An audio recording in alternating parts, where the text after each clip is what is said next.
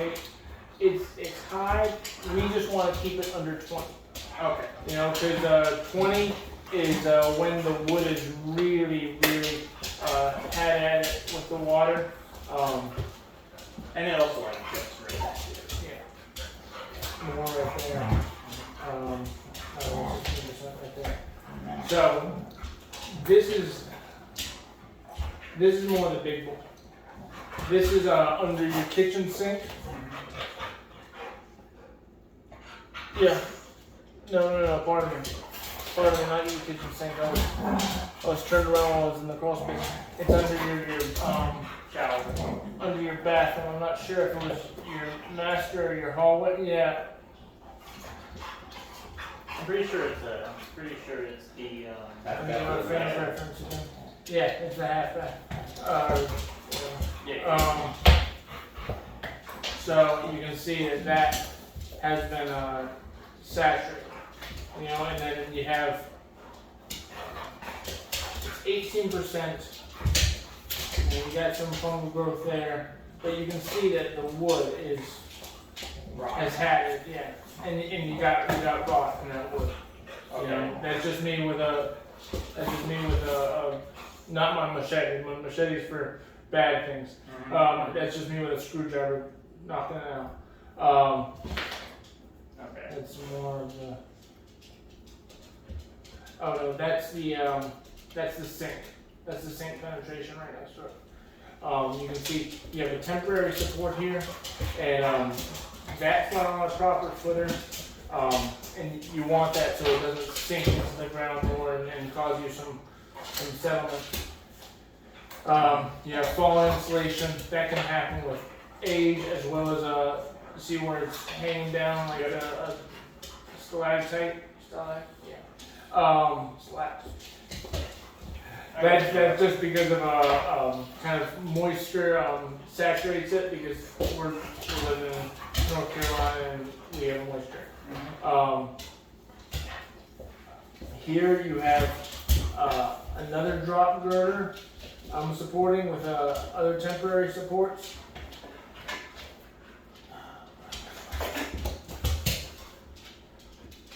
Okay, I've gone through the wall over here, and so that's what you done. yeah, that's looking over here. And that's what you Yeah, exactly. Glad you're staying with me. done. Yeah, no, I got you. I've been in this crawl space a couple of times, so I know my way around it. Yeah. Yet again, you have, and one thing that I noticed is that, nice.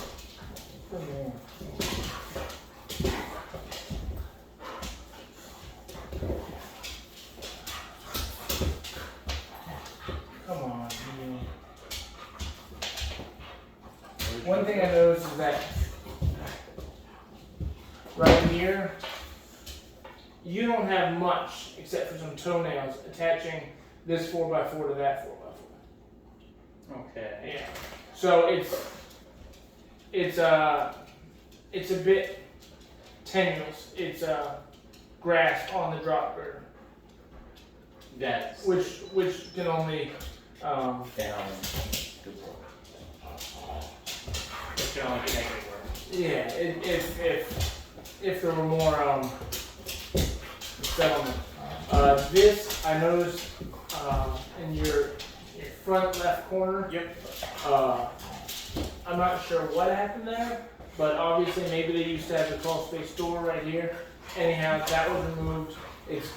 But it's been supported by new CMUs. Yeah, we were told that this place actually used to be a duplex. And so we were actually thinking, you know, the master bedroom closet, we think that used to be a fucking bathroom, and that's why there's wood planks on the wall. Why the fuck else is that there? And there's also, in the master bedroom closet, there's also a fucking way you can get up into the attic up there as well. Yeah, that's probably Yeah, well, I mean, a cedar closet's great for people like closet. Another picture of that bowl that Jordan was out. Yep. Here's a frame of reference picture. Again, so I take a couple of reference pictures just so we know where we're at.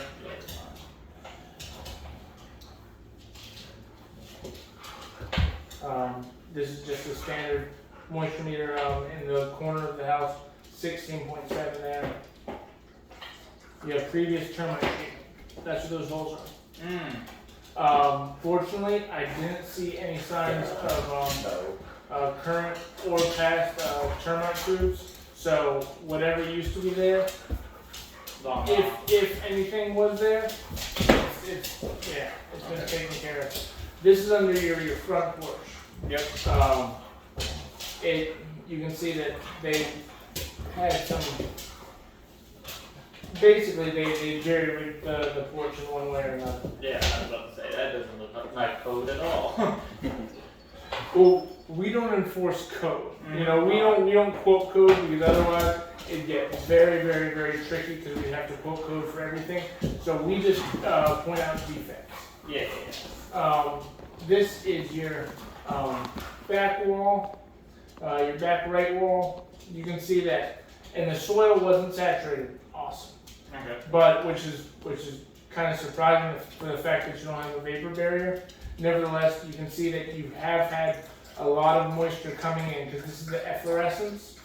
Efflorescence is when water pours through the porous materials and it dries up, it leaves its salts and minerals behind that you can see. Okay. So there's moisture down there at some point or at some time. Yeah. Oh, now you're nice. Mm-hmm. He's a good boy. He's just not very smart. See, and just to the, I guess you call it rear, but we're gonna say we're looking this way. So just to the left of that, you have some wood rot at wood that is behind your current rim joist. So right there. Reference picture. You can see no vapor barrier, fallen insulation. I believe this is under your.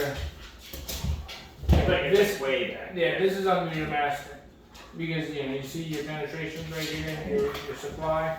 This is under your master. This may have been a previous toilet or something. Nevertheless, it did leak, and they did a makeshift repair of the subfloor. Yeah, that's probably like freaking. You're right about that guy. Foam happy. Oh my god. We were fucking talking about that. None of that was not fucking me. It drives me nuts to see it. Very foam happy. Oh my god. He's like, oh, I'm a do-it-yourself kind of guy. And fucking sprays You foam. smell my girls? You smell my girls? Okay. More foam growth. But the moisture level for that. Alright. You had some, this is some right here. That's some rot. And this is, yet again, your right side rim joist. This was a far away picture. I didn't know what it was, but I couldn't crawl there. So, yet again, you have some rot happening here, some foam growth happening here. This is the penetration for maybe your sink and or bath. More foam growth on rim joist. More rot on your rim joist. Is all this like rod and whatnot pretty standard for a 63 house? I mean, the thing is that you're gonna see a lot more of it in an older house. They have done, you see a lot of new beams down there, a lot of new joists down there, so they have done some repair work in some way, shape, or form. Nevertheless, there's a good chance that all of this is in correlation to years and years and years of no vapor barrier. Because it gets in the wood, it dries out, you know, and so after the wood has been saturated and it dries out, then you have this. Yeah, that makes sense.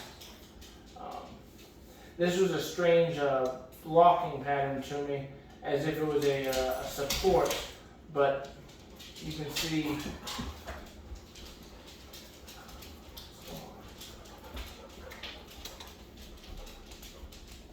But you can see whatever support it may be, it's not actually bearing on anything. Yeah. That is weird. Like, why do they have so many different blocks blocks of wood screwed together. It's kind of weird. Like I said, probably from it can be converted from a duplex into a fucking single family house. Good chance, good chance. And this is all still on our right wall. Yeah, and you got real far out there, which Yeah, is yeah, good, yeah, it's- good for fucking you, because I hate doing that shit. I live on a slope also. My crawl space starts here, and ends here. I know all about it. It's The struggle is real, right? And you can see all of this wood right here, because I can't get back in this corner. You know, I've got a big old pipe right over my head. I can't get back in this, but you can see all of this wood. You know, it looks like more of the same. Yep. It wouldn't hurt you to have someone who maybe has a better means of getting back there to in fact evaluate it. Nevertheless, you can get the picture Yeah. from the picture. Quite literally, pun intended. Yeah, more penetrations. This is the other side of that drop girder that I took a picture of. Yeah, you can see that, yeah. Well, and fortunately, you have this big double or triple girder.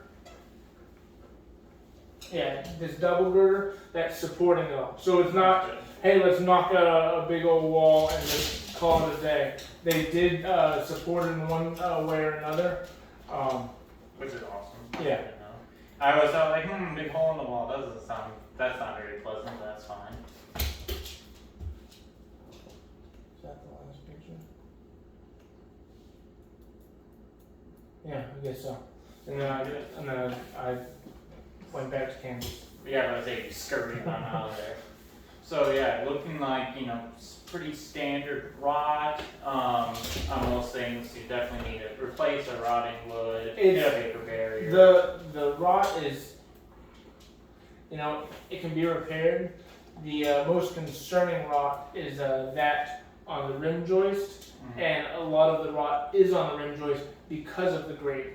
So the biggest concern right now is the grading. How all of the water is funneling onto your foundation, and as such, you're getting what you're getting. Okay. Yeah.